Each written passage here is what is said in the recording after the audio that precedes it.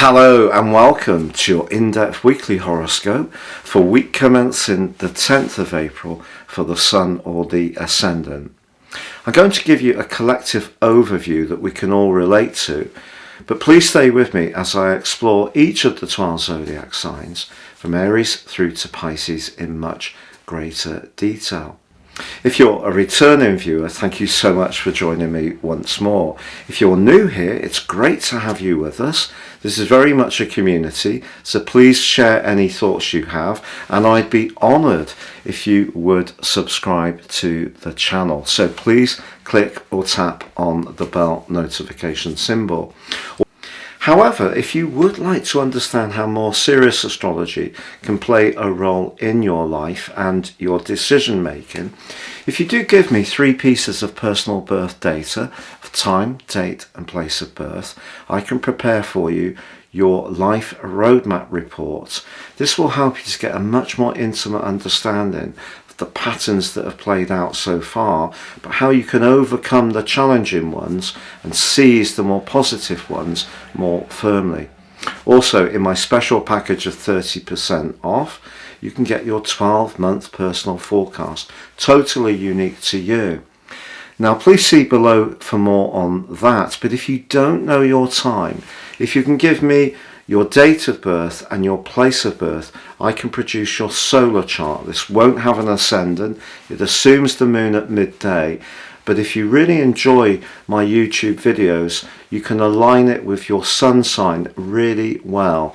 And again, the special offer applies to that too. Again, please see below for more. Now this week begins with the Sun racing towards an exact conjunction with Jupiter in the sign of Aries. Now this is one of the best aspects you can possibly have in astrology. The Sun, of course, is about our raw energy and our desire to achieve things, but Jupiter is very much about expansion and it's about optimism, and it can in traditional astrology be linked to fortune. When we put the two together in the first zodiac sign of Aries, we're talking about the fire of that sign sparking greater confidence, momentum, thrust. So a lot of excitement reaches a peak on Tuesday. They're still going to be allied to one another really well right through this week. But if there is something you want to inject with fresh energy, this is a great time to do so. However, this can be a complex week for relationships, because Venus also moves on Tuesday into the sign of Gemini, where it's very flirty, very sociable, great for mixing and mingling, or even sending those cheeky text messages. But it forges a very profound link with Pluto for the rest of the week. So I feel that there can be conversations, because both are in air signs, which can help us to really understand who's really in our corner. But conversely, stern Saturn, very much to do with restrictions, is forging a tense right angle to Venus. So if there are any relationships in your world which aren't working very well, I think this is a week that's going to flag them up, despite the innate positivity of the Sun's conjunction with Jupiter. But there is another irony, because the North Node, obviously mainly usually reversing, forges a very stable link with Saturn. So if we've done something in the past which has been a good deed, we've helped someone, we've really invested in some way, perhaps even been generous around our resources, I think something can come back to us in a positive way. But the quarter moon, which occurs on Thursday, is in the sign of Capricorn. So those relationship snags may be around professional ties as much as personal ones.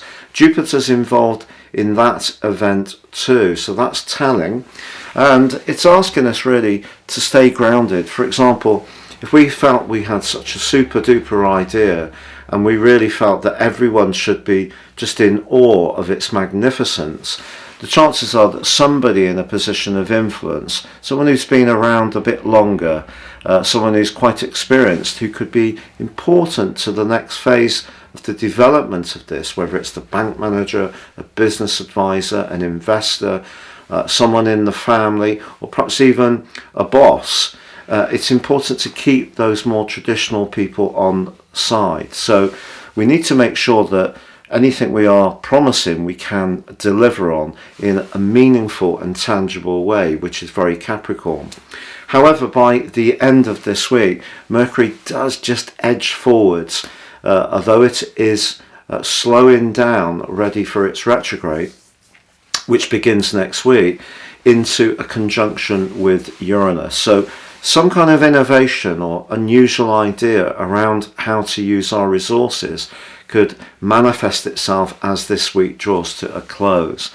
But please stay with me as I go through each of the 12 zodiac signs from Aries through to Pisces. So Virgo, the fact that Venus climbs right to the top of your situation on Tuesday, the 10th house is where we connect to the wider world. Venus can be about charm through its rulership of Libra, can be about money through its rulership of Taurus. So being in that location for you is excellent for you to present yourself, to relate to people in a professional situation, and to engender goodwill. It does, however, clash with Saturn almost immediately in your sector of relating. You could encounter someone that you see as being a bit insincere, particularly professionally, and you may have a bit of a quandary because it may be someone you almost have to deal with, someone interviewing you or someone you're doing a presentation to may not feel so good, but stay with it because the Sun's conjunction, Cazimi with Jupiter, is one of the best moments of the year, and it could also link in to something to do with a financial matter that you're wanting some progress around, and some good news could manifest itself this week. Also, Venus forges a very constructive link to Pluto. So Pluto's about transformations. If your work is transforming or you're changing the structure of your life, perhaps around a property matter, that could be good for you as well. The quarter moon, however, which occurs later this week, suggests that there could be someone that you could be attracted to this week who may not necessarily be the ideal partner, but you could still find them quite irresistible. Then again, in an existing relationship, if someone's a bit clingy or jealous or possessive, that could get you down a bit, particularly with your ruler meeting with Uranus as the week draws to a close.